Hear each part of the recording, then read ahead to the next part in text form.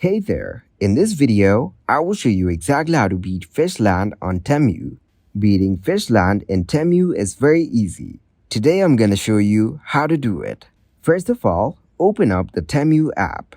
Once you get into the app, click on the U icon from the bottom bar.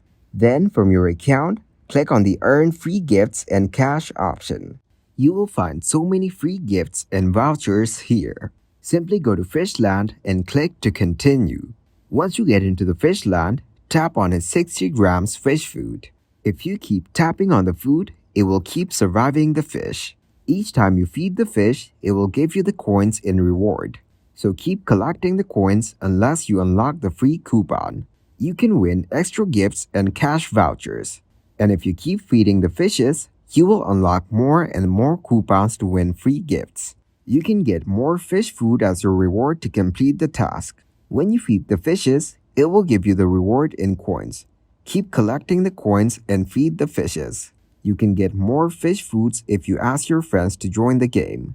Then you can share the fish food with each other. Keep an eye on your daily tasks and complete them on daily wages. Then you'll be able to earn all the gift vouchers. Thank you very much for watching, and don't forget to like the video and subscribe to the channel.